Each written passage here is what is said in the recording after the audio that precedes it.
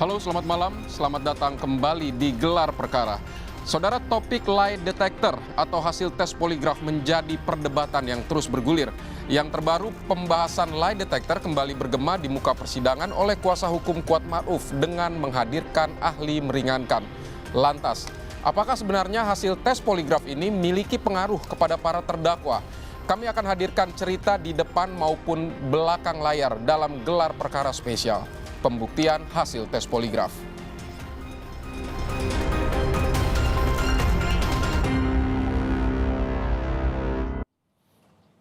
Kuasa hukum Kuatma'ruf Irwan Irawan sebut Kuatma'ruf tidak tahu menahu soal kejadian di Duren 3. Walaupun sudah banyak keterangan yang diutarakan, namun kuasa hukum tetap kukuh.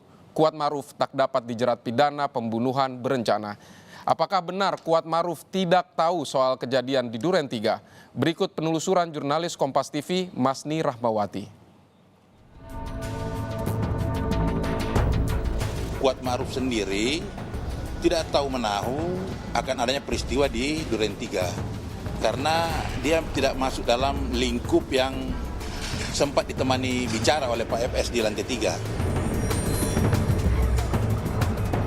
Terus saat saudara ketemu dengan saat itu saudara bertemu dengan Kuatma'ruf di dalam atau di garasi?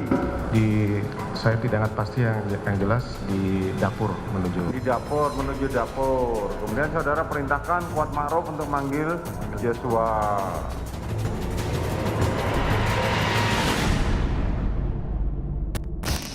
Rumah ini menjadi saksi bisu penembakan Brigadir Joshua.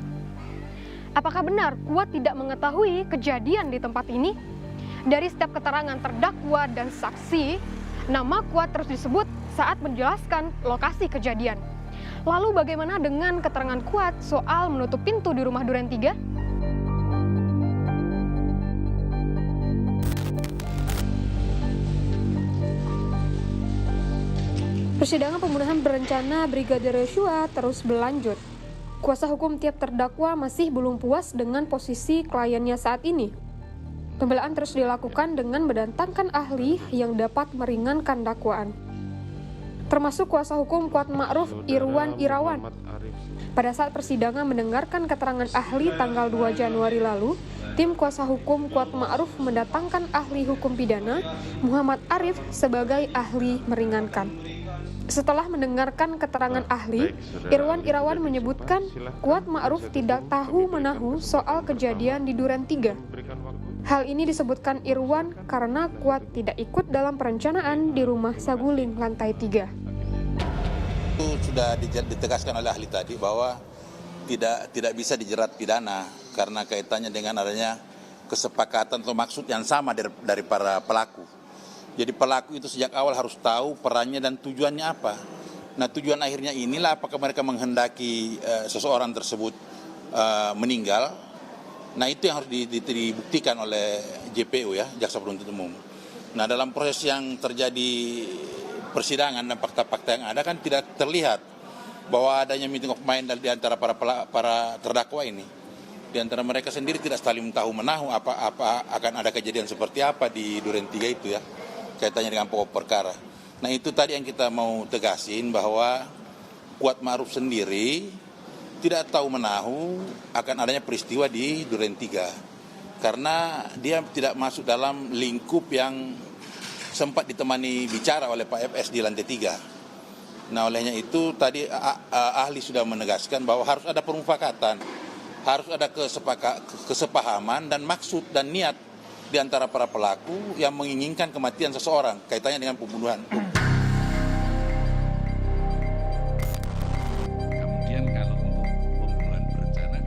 Ahli hukum pidana Muhammad Arif Setiawan memberikan pernyataan yang meringankan Kuatma'ruf. Arif menjelaskan terdapat meeting of mind dalam suatu perencanaan. Dalam kasus pembunuhan, meeting of mind-nya yakni setiap pelaku menghendaki terjadinya kematian terhadap korban.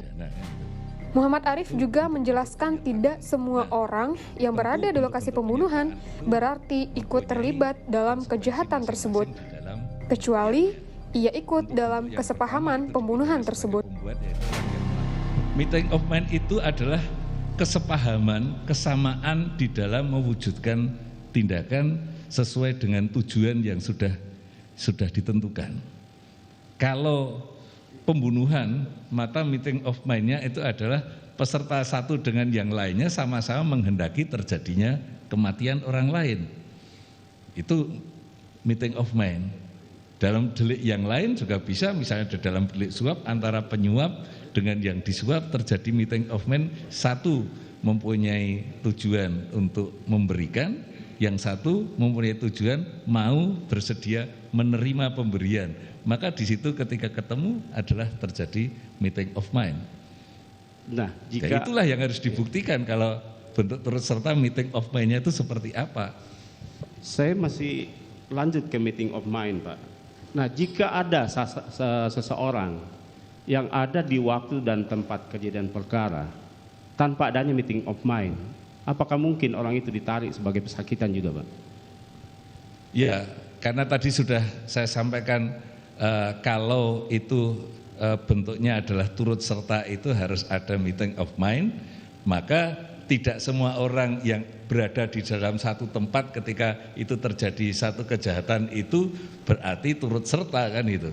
Tergantung dari tadi apakah dari orang yang ada di situ itu terjadi kesepahaman yang sama enggak untuk terjadinya kejahatan tadi yang dimaksud.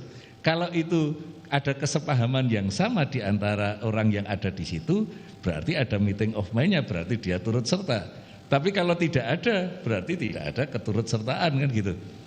Itu semuanya sudah menyangkut tentang pembuktian saja.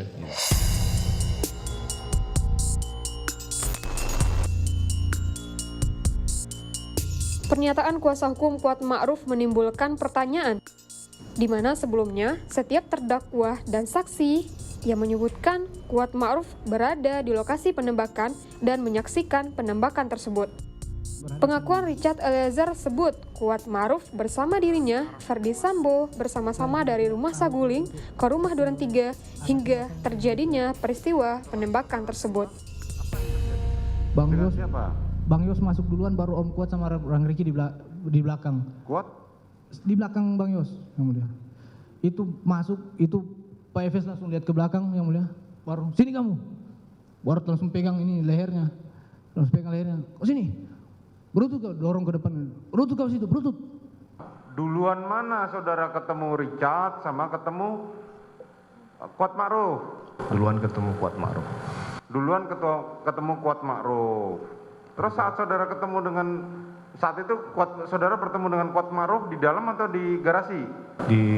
Saya tidak ingat pasti, yang jelas di dapur menuju. Di dapur, menuju dapur. Kemudian saudara perintahkan Kuat Ma'ruf untuk manggil Joshua. Terus? Saya masuk ke dalam, Richard turun. Kemudian setelah itu Joshua masuk bersama Kuat. Dan Ricky di belakangnya, saya masih perhatikan. Begitu masuk, saya sudah emosi waktu itu karena mengingat perlakuan Joshua kepada istri saya. Saya kemudian berhadapan dengan Joshua.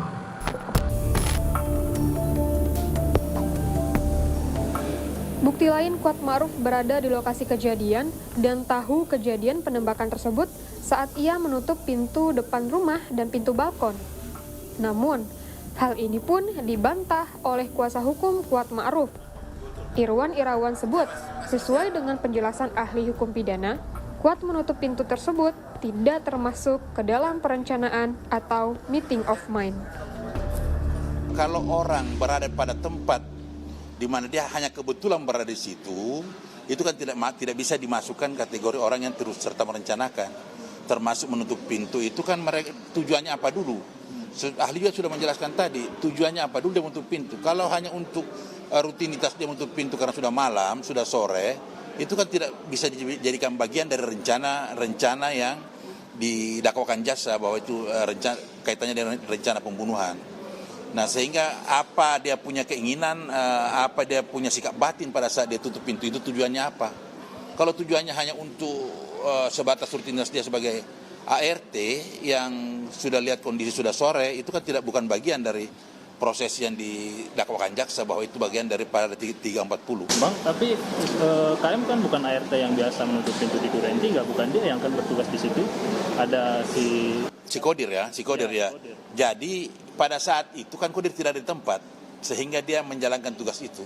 Dan itu tidak ada pembatasan yang tegas kaitannya dengan siapa yang punya fungsi menutup pintu, siapa yang fungsi menyetir aja kerjanya. Batasan-batasan itu kan tidak ada dalam lingkup ada ajudan dan supir serta asisten rumah tangga.